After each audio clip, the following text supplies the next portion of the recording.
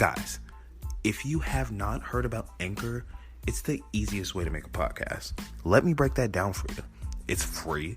There's a creation tool that allows you to record and edit your podcast right from your phone or your computer.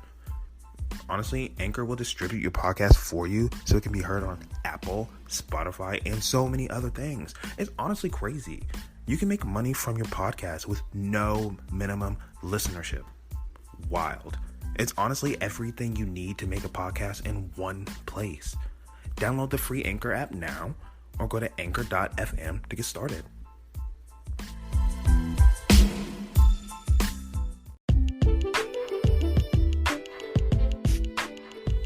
What's up, guys? Welcome back to the That's Sowdev podcast. My name is Dev. Thank you so much for tuning in. If this is your first time tuning in, you're iconic. And if you're returning, you're iconic. Exactly. Now, y'all know we got some tea. But before we get into the tea, make sure you go and follow me at That's Sowdev on Twitter, Instagram, and everywhere else. Go ahead and subscribe to that YouTube channel. We starting to pop over there. Now, for the tea today, y'all. Let's talk about Miley. I just went and bought myself some flowers because I can literally go buy myself some fucking flowers. Like, it's time for self-care. We are in the self-care era. It's time for us to be serious. Like, first off, let me go ahead and start off this podcast with clocking some of you bitches. Yeah, I gotta clock some of you bitches. Because y'all getting a little brave. You're getting a little brave, right? We're talking about the Miss Hannah Montana. You know, the same girl that got her first number one album at 13, the youngest to get a number one album at 13, and the first TV film soundtrack to go number one on the Billboard 200 chart. That same person is the person that you're questioning. How she get these numbers randomly? Nigga, this the same girl that's your comfort show that you play every motherfucking night. What do you mean how? What the fuck do you mean how? And, it's one of those things where it's stay on Twitter. Oh, my favorite, because we have to have the conversation. We have to have the conversation, right? The conversation actually is, my favorite artist doesn't have this. How does this person that I don't care for have that? They're cheating. And that's always the go-to. And while it may be the case often that there are, industry plants and people who do get their success and their fame handed or bought for them, right? But we're talking about Miley Cyrus. We're talking about Miley Cyrus, the same person that, even though we know she is part of the nepotism conversation, right? We all know that she forged her own path and essentially became more famous than her father. Like, hello. She's known for her, not for her father. Shit, people remember Billy Ray Cyrus because of Miley Cyrus right now. Let's just be serious. He is an icon, but we need to be serious. Okay?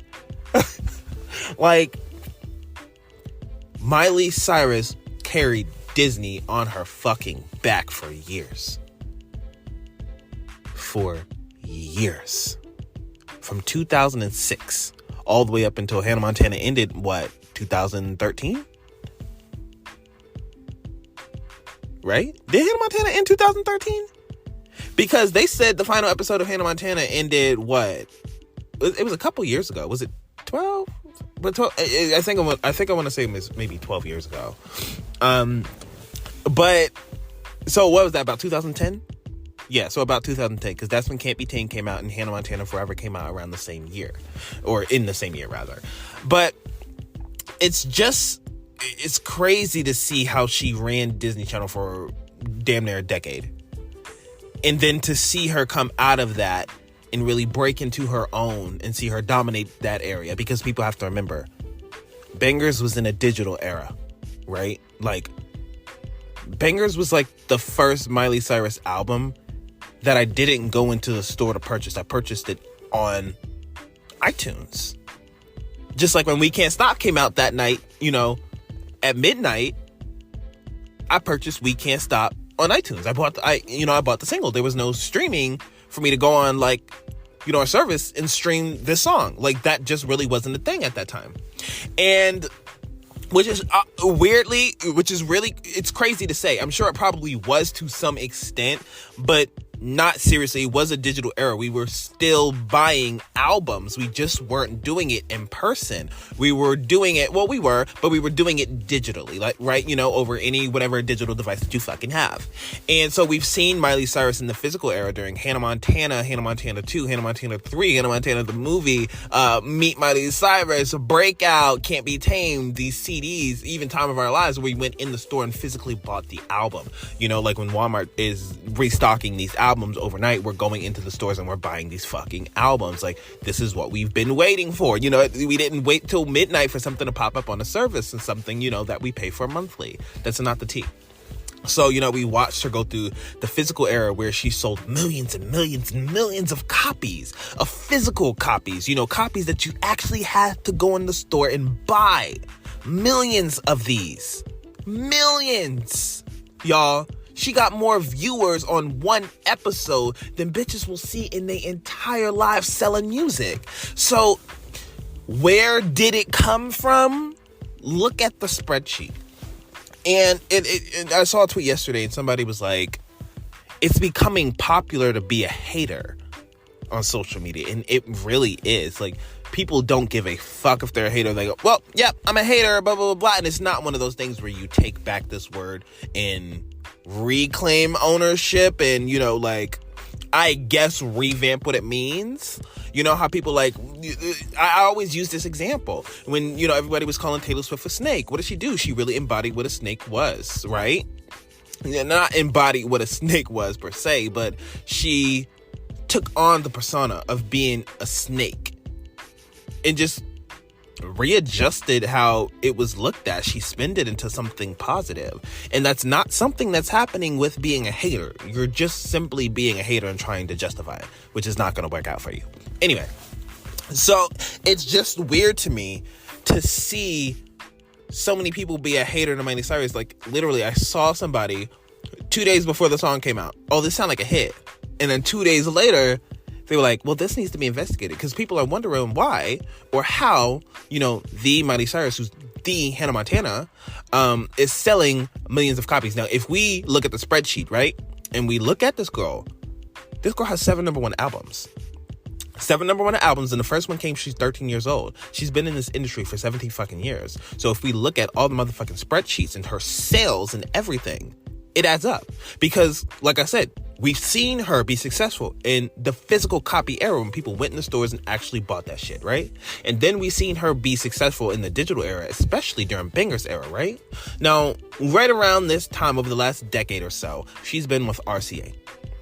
Now, if you are a Normani fan, if you are a Tinashe fan, or at this point, almost anybody who has come from RCA, you know how RCA is. And you know the limitations that come with being on RCA. Like, you're really not going to get what you deserve.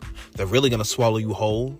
You're going to be quiet. Nobody's going to really hear from you. And when they do hear from you, it's going to be lackluster. Maybe not in the quality of the project, but the quality of what, the energy this label is giving this artist.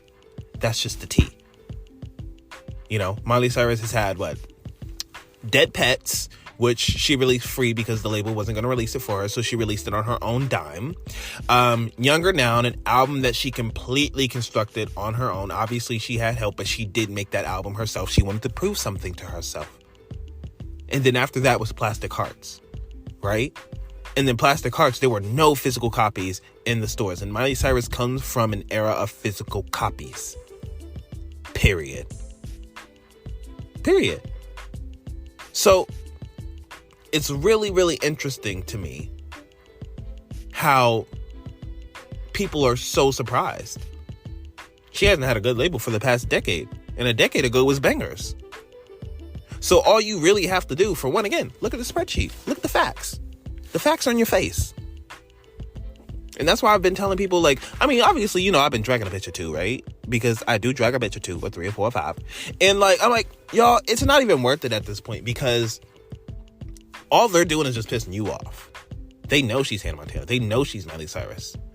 You notice how there are consistent viral videos of Miley Cyrus and viral tweets of Miley Cyrus, but there have been no recent viral hate tweets about Miley Cyrus, because you can't viral hate tweet a bitch that you actually, you openly like this girl. People openly like her. Miley Cyrus, Tana Montana, like everybody, like she's probably in your library somewhere. She's probably literally on your mind. You probably heard her song today. If not, you probably thought about it. If not, you probably saw her. Like Miley Cyrus is incorporated into your fucking life in some form or fashion at some point in time. She's not a person that you forget, and she's not a person that you don't see standing there. So if you forgot who Miley Cyrus was and you had to be reminded, bitch, that's not on her. It don't need to be investigated. Maybe you need to investigate the shit that you're talking about, because odd, all of these facts are in front of you.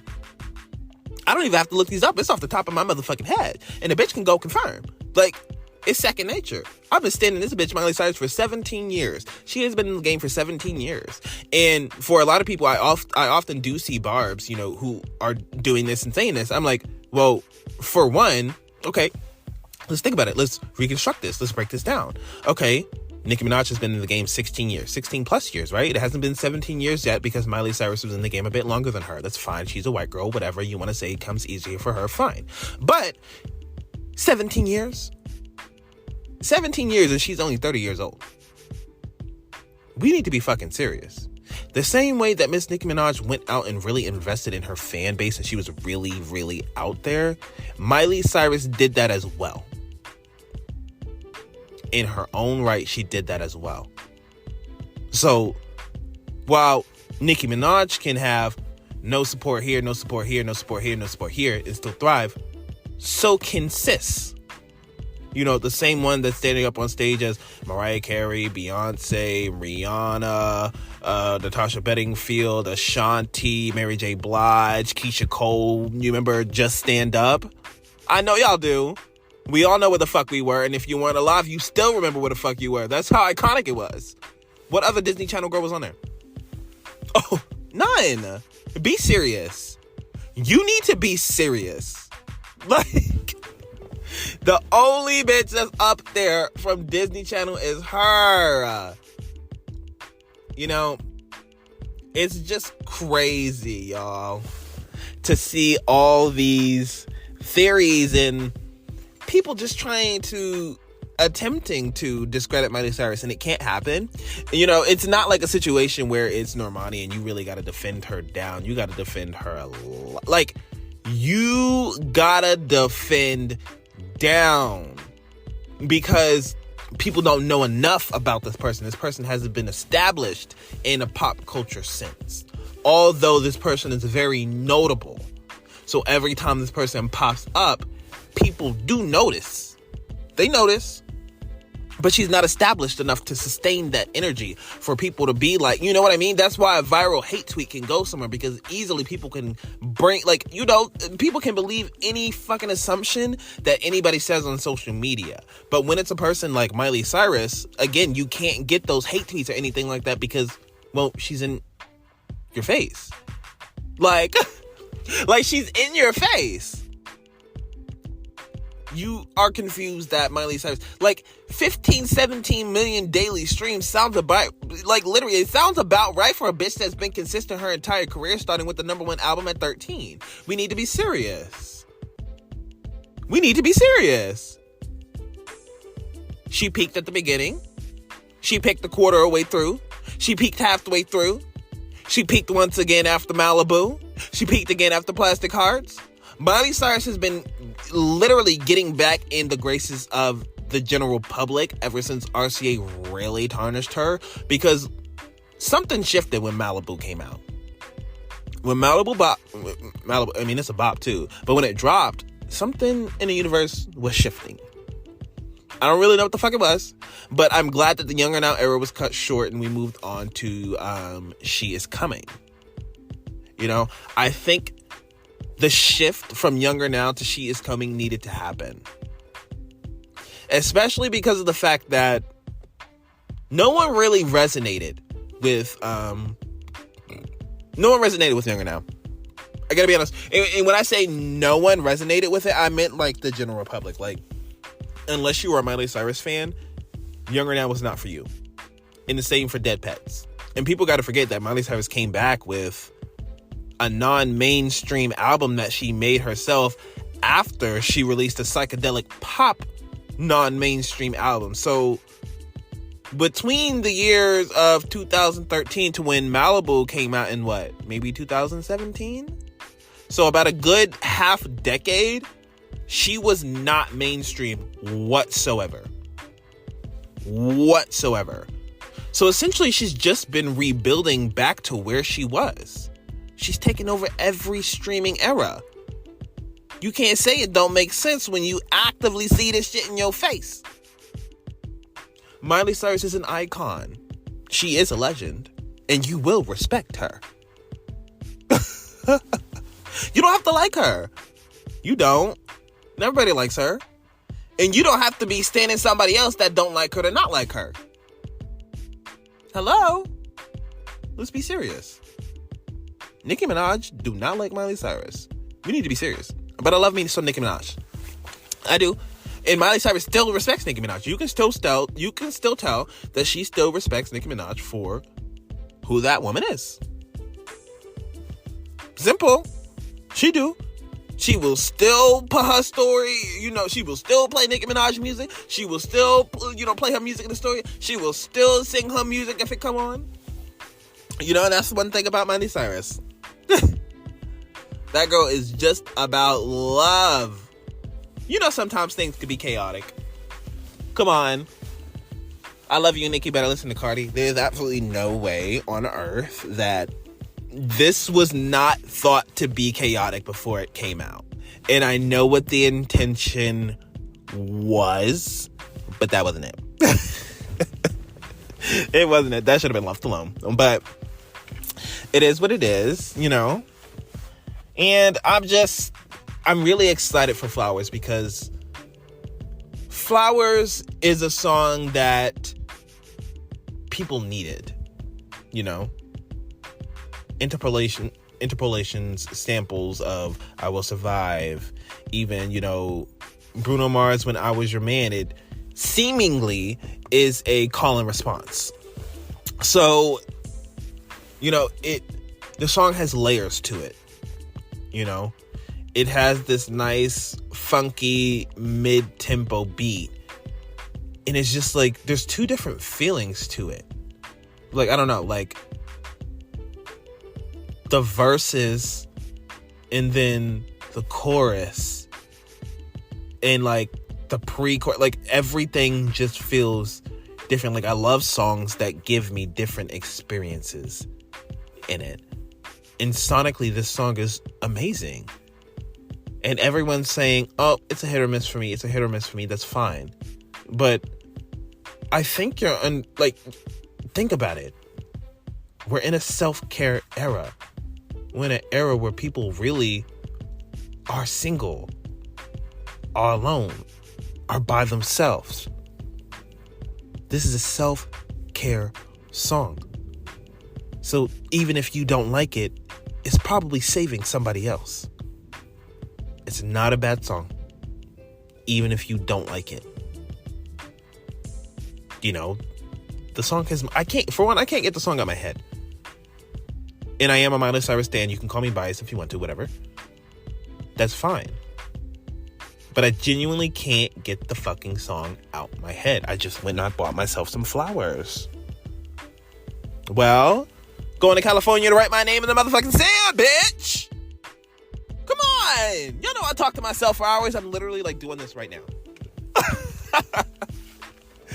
And I feel so much positivity from this song. I feel so much positivity. It just feels, I don't know. It's such a motivating song. It's a motivating song to love yourself, to not put up with mediocrity, to not put up with half-ass shit. I can love me better than you can. Well, I'm very thankful for Miley Cyrus because all of her music has a message. All of her music, it makes you feel something. Her voice makes you feel something. Her lyrics make you feel something. Sonically, the song makes you feel something. And Miley Cyrus is a very detailed person. she's very detailed with how she creates. Everything has a purpose. Y'all, I love this woman. I love this woman. I really do. I really, really do. Sorry to this woman. You know what? The amount of times that Keke Palmer just pop up in a bitch head for no reason, like, come on, bitch. Like, come on. Come on. No, but I'm really excited for this album, Endless Summer. Hearing that this song was a love letter to LA, this album was a love letter to LA, you hear it. Because, in my reaction video, I even said it, like, I think about riding along the coast on a dusk morning, the sun's behind the clouds or whatever, it's starting to warm up and I'm just listening to Flowers and, it's warm. It's about 60, about to hit 70. It's not going to be hot today, but it's going to be warm. It's going to be warm enough to have the top down. Like, the imagery that I get, like her writing, like it paints a very clear picture. Like, come on now.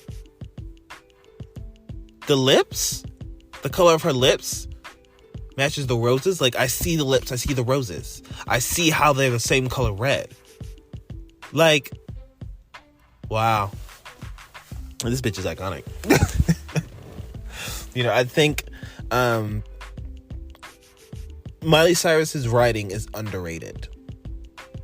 I think that people, because she's Hannah Montana, people think that a lot of the music that she has made isn't hers, but a lot of people don't know that, for one. A lot of the songs that she wrote were on the show and the soundtracks, and also, people forget, she goes into that booth as herself. The blonde wig is not on when she's recording these. You know what I mean? And even then, the character on the TV show is still her. She's still singing it. She's still acting it. She's under the wig. You need to be serious. Especially with the video of her recording 1 in a Million. When she goes into those studios, she has input. She shifts the narrative of these songs. She's always had a hand in what she has done. So, that is what it is, y'all. It's no surprising that Miley Cyrus is rightfully getting the numbers that make sense to match her career. The numbers now make sense. The numbers back then didn't make sense at all. At all. I mean, when you look at other people's careers, by logic, by reason, the manager that has Justin Bieber, Carly Rae Jepsen, and Ariana Grande should have been able to make Demi Lovato happen. But it hasn't. It hasn't happened. I don't know if Demi Lovato will get the mainstream success back that she has had. I don't think she cares. And that is what it is. But, seeing the X-Acts thrive and get all kinds of success, it kind of sucks to see Demi not really get much, because even down to her supposed to be, in a TV show, that doesn't happen. She's no longer going on tour anymore. I haven't even heard her latest album, to be honest with y'all.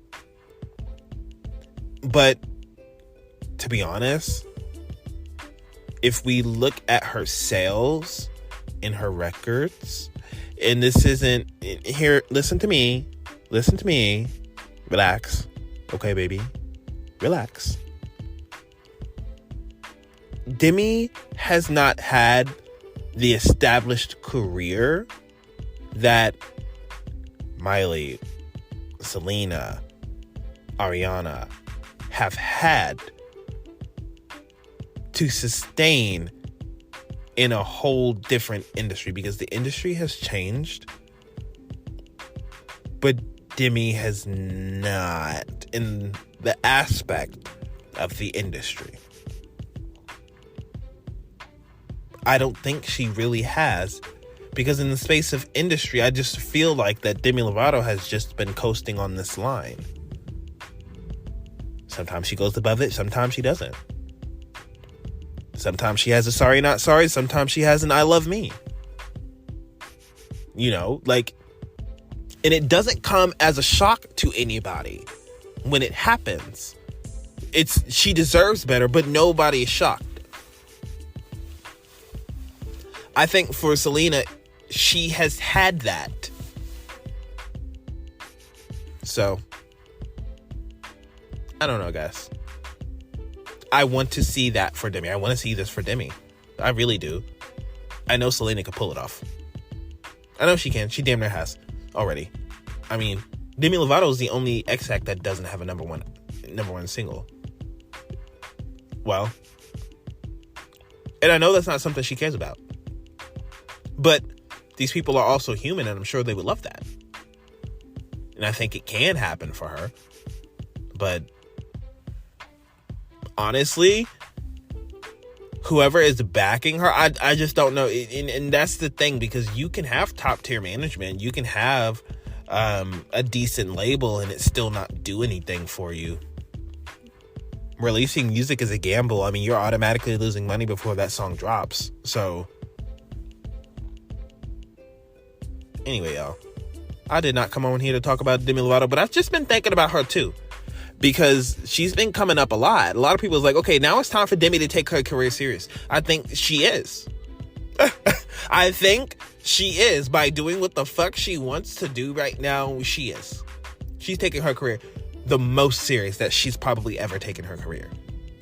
And I think that mindset is that I'm gonna do this my way, with no restrictions, on my term, and that's me living my life, because I've never really been able to with my other teams and labels. I see no issue with that. Why would I? I mean, it's not my life for one, but also, girl's been through a lot. You know, I think she will see success. Do I think she'll see a number one album? That I'm not sure.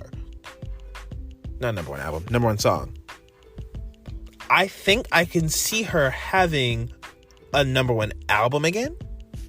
I think that she's definitely an album girly, because in reality, if you are already an established artist like Demi, you can pull off a number one album with the right promotion. Yeah, I don't think that's an issue for her. A number one single, not as easy, because that's going to require a batch of streams that she's not going to get, a batch of views from YouTube that she's not going to get. That's just the reality. I'm not saying that she can't get it. She's not going to get that right now. She has not been in the general public's good graces. Not that she probably cares, but she hasn't. And I really don't. I mean, the last one was probably Tell Me You Love Me with Sorry Not Sorry. The Art of Starting Over, I mean, that was a much needed album for her, I feel like, at the time. It very much seems like she doesn't care too much about that album anymore. The Rock album I haven't heard again. I don't know. I'm going to do a whole different podcast on Demi Lovato, because there's a lot of things to break down with Demi, but, you know, rooting for her, rooting for all the X-Acts. You know, Demi, Miley, and Selena are really the main three from Disney. And you got Miss Ariana Grande doing Miss Wicked. Love that for her. But all right, y'all, I appreciate y'all for listening. I'm gonna go ahead and hop off here, because I've been talking for a minute and y'all know what the tea is. But I appreciate you. I appreciate you guys. I hope you take care of yourself. Go buy yourself some flowers. Write your name in the sand. Talk to yourself for hours. Many things that many bitches do not understand. Okay? Love that for you. All right, y'all. I appreciate you again. Drink some water. All right? Out here. Peace.